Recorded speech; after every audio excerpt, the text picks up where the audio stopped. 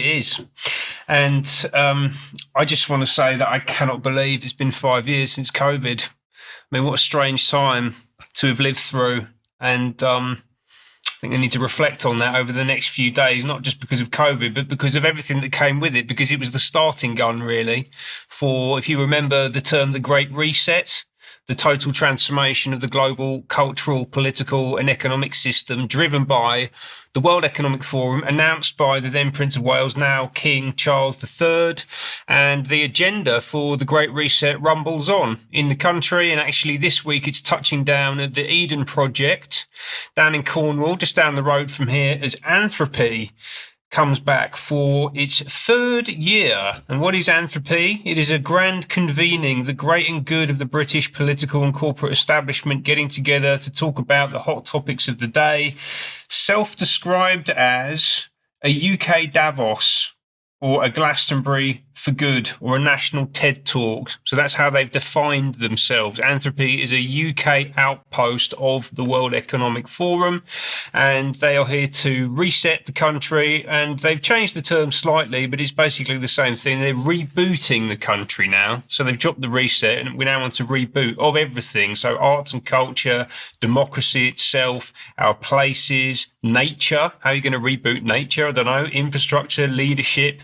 The whole thing, the whole of Britain. That's what they're going for, right? And as I say, it kicks off this week. Who's behind it? This gentleman, John O'Brien, OBE. Actually, I think I've just promoted him. He's MBE, actually. So he's former military, real smoothie chops kind of guy, City of London kind of guy, PR person, formerly of Omnicom, importantly. And if it hadn't been for Omnicom, according to John O'Brien, Anthropy wouldn't exist. That's really important because Omnicom, as a founding sponsor of Anthropy, is also a strategic partner of the World Economic Forum, alongside the other founding sponsor, EY, where I used to work as a director many years ago now. And that's what places this sort of slap bang in the middle of this reset agenda. And it's not just backed by them, it's backed by a huge range of other companies and charities and philanthropic organisations, and it's attended by really half the British establishment. So actually, if there's anyone in the UK that gets talked about on the UK column on a regular basis, they're going to be at this. I actually don't have time to go through it. We could sit here all day talking about the people attending this. And I suggest going to have a look at their website and going through the list, seeing what the agenda items are, seeing who's speaking. We'll provide some links for you. But ultimately, it's all about this. Right? So they talk about inspiring a better Britain, where they bring people together. They set an agenda for them to talk about and to build their network. So you come in, select some themes that interest you, you take individual action by and then activate your sphere of influence. So there's a lot of discussions and networking and meeting people, and then the people that you've met, you go out into the marketplace, out into society, and you take collective action across the network, and you then talk about that to build profile and awareness over what you've been doing. And then that process begins again, this kind of infinite loop of transformation and change. And that's what's driving the transformation of the country. Yeah, so this is a very similar to what happens at Davos, exactly what's happening at Anthropy. They've got a process for it, they describe it, and ultimately what's that delivering? It's delivering this. A huge, unprecedented wealth inequality. So that transformation engine, that infinity loop that we just looked at, is the process through which wealth inequality is being compounded. These numbers we've shown previously, they're from the US, but the same thing's happening here. The same thing is happening absolutely everywhere, right? So it's about wealth inequality. It's about the transformation of the country from an economic and a political perspective, but also really crucially from a demographic perspective as well. And we're going to hear now from Sir Trevor Phillips, OBE, who is going to be speaking at Anthropy this week about the direction of travel that he sees in the country.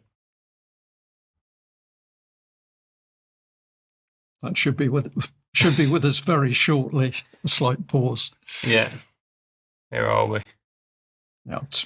I've done some back of the envelope calculations today, and what they tell me is that by the middle of this century, half of Britain's population, should be about 80 million people, will be foreign born the children of foreign-born parents or the grandchildren of foreign-born grandparents. You don't have to make hysterical great replacement predictions to acknowledge that this leads to a very different Britain. When I started work, the assumption was that there'd be an organic process of assimilation in which minority groups would be relatively small and they'd become pretty much like everybody else. Actually, the truth of the matter is pressure towards cultural fragmentation has actually gone the opposite way.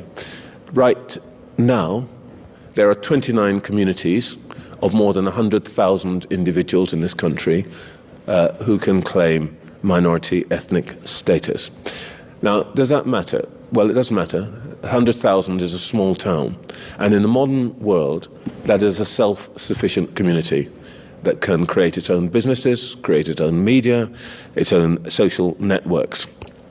And one of the important things about these groups today is that unlike when my parents came here in 1950, they don't leave the old country behind.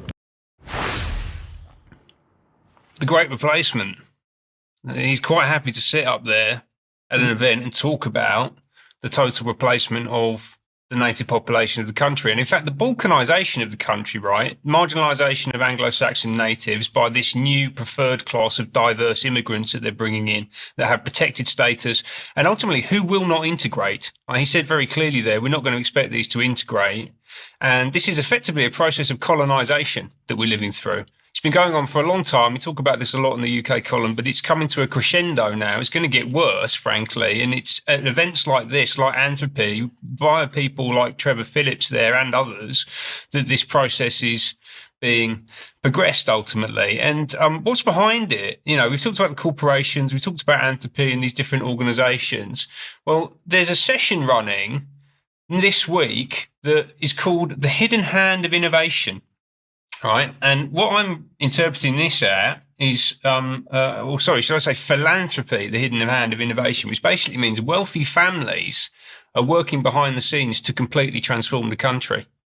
Yeah, so this is an agenda being pushed by the rich down into society. This comes from Crispin Truman, OBE, and I'm going to pick out two organisations here for us just to quickly look at to understand who's behind this. The first is the Rayne Foundation. So Crispin Truman is director of the Rayne Foundation, and this is run by the Honourable Robert Rayne, who's the current scion of the Rayne family, very wealthy property developers, net worth of just over £100 million, alongside Jeremy Sanderson, who is the trustee chair. He's a top city lawyer, and also Rabbi Baroness Julia Neuberger, the first female rabbi in the UK. Well done, Baroness. And they are, through this foundation, shaping the future and funding what they call the migration sector. So this essentially is an industrial sector that they're building in order to facilitate mass migration, delivering systems change, as it says at the bottom there, which is ultimately, at least in part, about demographic change. If you look at the imagery on their website, you can see here, essentially on the left, you've got the young, very ethnically diverse bunch of girls on the left.